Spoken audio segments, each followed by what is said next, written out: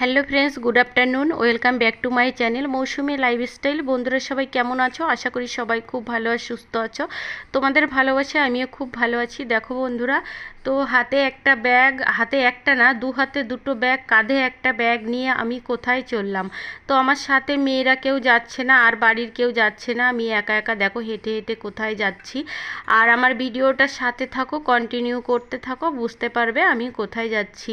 আর দেখো রাস্তা পর্যন্ত হেঁটে যাব, একটুখানি হাঁটতে হবে, হেঁটেই সামনে, ওইখান থেকে আমি অটো ধরে নেব, অটোতে উঠে যাব। এবার দেখো রাস্তায় আসার সাথে সাথে কিন্তু আমি অটো পেয়ে গেছি। আমাকে দেখে অটো দাঁড়িয়েছে, আমাকে আর দাঁড়াতে হয়নি।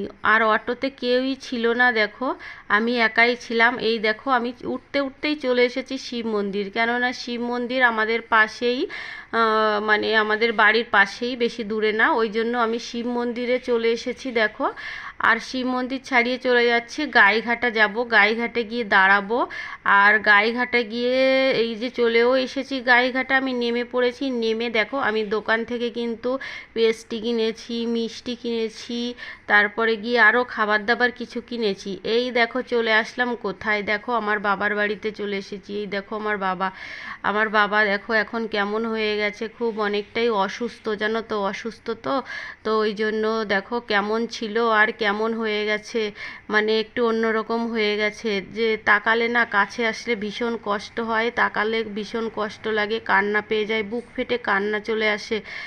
কিন্তু সামনে তো সেটা দেখানো যায় না, খুবই কষ্ট হয়। দেখো আগে কতটা স্মার্ট, কতটা অন্যরকম ছিল, কিন্তু এখন দেখো একটু অন্যরকম হয়ে গেছে, ব্রেনে অনেকটাই সমস্যা হয়ে গেছে। ওই জন্য এই দেখো, এই যে আমার মা বৌদি সবাই আছে, ওরা দুপুরের খাওয়া খাচ্ছে এখনও।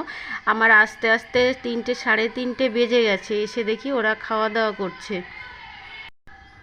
তো আরও অনেকটা অসুস্থ হয়ে গেছিলো আমার বাবা, এখন একটু যা হোক একটু সুস্থ হয়েছে। তবুও নিজের কাজ নিজেই বিশেষ বেশি করতে পারে না, নিজের জামাটাও নিজে পরতে পারে না, পরিয়ে দিতে হয়, এরকম একটা অবস্থা হয়ে গেছে। তো মানুষ কেমন, মানুষ কীরকম হয়ে যায় সেটাই দেখে অবাক হয়ে যাই আমার বাবাকে দেখে। আর দেখো এই যে খাওয়া দাওয়া শেষ হয়ে গেছে, আমার মা সব গুছিয়ে নিচ্ছে, টেবিল মুছে নিচ্ছিল। আমি এসে জামা কাপড় চেঞ্জ করে সবে বসলাম, এক্ষুনি এসেছি। তো আমি বাড়ি থেকে খাওয়া দাওয়া করে এসেছি, আমাকে বৌদি বারণ করেছিল খাওয়া দাওয়া করে যেতে, বলছিল এখানে এসে খেতে, তবুও না, আমি খেয়েই এসেছিলাম। বাড়িতে যেহেতু রান্না করেছি, খাবারগুলো নষ্ট হয়ে যাবে, তো খেয়েই এসেছিলাম। আর এদিকে দেখো আমার ভাইজি এই যে সবে ঘুম থেকে উঠলো, দেখো দেখেই বুঝতে পারছো সবে ঘুম থেকে উঠলো। আর ও আমাকে বলেছিল পিসি আমার জন্য একটা গিফট নিয়ে আসবে, সুইমিং পুল নিয়ে আসবে, বলছিল সুইমিং পুল নিয়ে আসবে, এই যে বাচ্চাদের স্নান করার টিউব আছে না, ও কোথাও দেখেছিল, তাই আমার কাছে বায়না করেছে। তো আমি দেখো হাবড়া থেকে এটা কিনেছি, হাবড়া থেকে কিনে ওর জন্য নিয়ে এসেছি। আর ও ঘুম থেকে উঠে দেখে, তো ওর মা যখনই ওর কাছে নিয়ে দিয়েছে, তো ও তো ভীষণ খুশি হয়ে গেছে। এখন ওকে ফুলিয়ে দিতে হবে। আর এটা পেয়ে যে ও কত খুশি, সারাদিন এটা নিয়েই ছিল, এটা নিয়েই খেলা করেছে সারাদিন। দেখো আমার বৌদি খুলছে, এবার আমার বৌদি আর আমি ফোলাবো, বললাম খুলে দাও, দুজনে মিলে ফুলিয়ে দিই। তারপরে দেখো দেখাচ্ছি, পুরো ফুলানোর পরেও দেখাবো তোমাদেরকে। টিউব সবাই জানো কি জিনিস, এই যে দেখো। তারপরে কি বলবো আর এটার কথা, দুজন মিলে ফুলাতে গিয়ে তো অবস্থা খারাপ, মনে হচ্ছে দম টম সব বন্ধ হয়ে যাবে। এটা যা হোক আমরা মুখ দিয়ে ফুলাতে পারিনি, তারপর কেমন করে ফুলিয়েছি সেটাও বলবো চলো। এই দেখো দুজন মিলে এত ফুলাতে শুরু করেছি, এত ফুয়াতে শুরু করেছি, একটুও ফুলছিল না। মানে কি বলবো, অবস্থা খারাপ একটুখানি ফুলাতে গিয়েই। আমি একদিক দিয়ে দুটো তিনটে চারটে মুখ আছে, তো আমি একদিক দিয়ে ফুয়াচ্ছি, বৌদি একদিক দিয়ে ফুয়াচ্ছে, হচ্ছে না। তারপর দেখো ফাইনালি ফুলানো হয়েছে কি করে জানো, আমার দাদার যে ল্যাব আছে না আমাদের বাড়িতে, আমাদের দোতলার ওপরে ল্যাব আছে, দাঁতের ল্যাব। সেই ল্যাবে ওদের দাঁতের কাজ করার জন্য হাওয়া দেওয়া মেশিন থাকে, সেই মেশিন দিয়ে অবশেষে হাওয়া দিয়ে নিয়ে আসা হলো। দেখো হাওয়া দিয়ে নিয়ে এসেছে, কত সুন্দর ফুলে গেছে। আর এটা পেয়ে তো আসলে আমরা বাচ্চারাই কোনো বড়রাই কোনো গিফট পেলে এত খুশি হয়ে যায়, আর ওরা তো বাচ্চা, ওদের তো আরও খুশি লাগবে না, ওরা তো আরও খুশি হয়ে যাবে। এই দেখো আমার দাদা, ওই যে এবার ওরা তো আরও বাচ্চারা তো আরও খুশি হবে। আর গিফট পেলে কে না খুশি হয় বলো, সবাই খুশি হয়।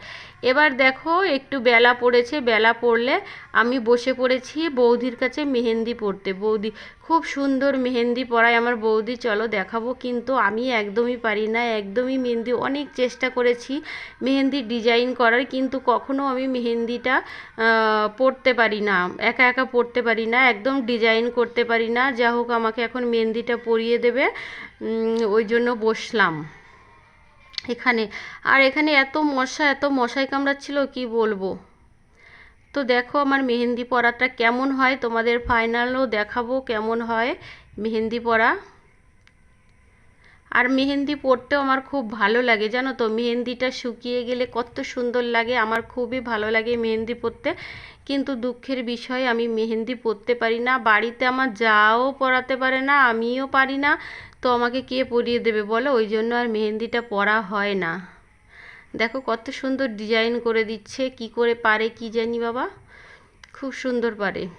আর এই যে দেখো একে দেখছো, এর সাথে না আমি ছোটোবেলা থেকে খেলাধুলা করতাম, আমার থেকেও অনেকটাই ছোট, কিন্তু খেলা করতাম ওর সাথে। তাই ও ষষ্ঠীতে বাবার বাড়িতে এসেছে, এখনও যায়নি, 3-4 দিন হয়ে গেছে ষষ্ঠী, একটু দূরে বাড়ি তো তাই জন্য আর যায়নি, এখনও রয়েছে।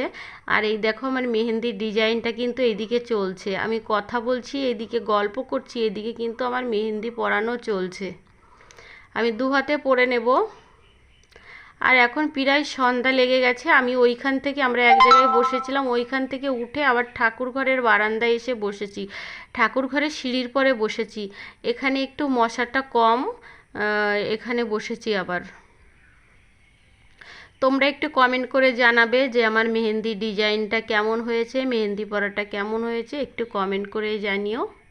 তো এটা আমার বাবার বাড়ি, আমাদের আর একটা বাড়ি করা হয়েছে বাজারের ওপরে, সেই বাড়িতে আমি আজকে গেছিলাম, আমার দাদা আমাকে নিয়ে গেছিলো বাড়িটাতে। আমি যখন শুরু করেছিল তখন গেছিলাম, আর যাইনি, তাই আজকে একটু নিয়ে গেছিলো, পরের ব্লগে তোমাদের সাথে শেয়ার করব।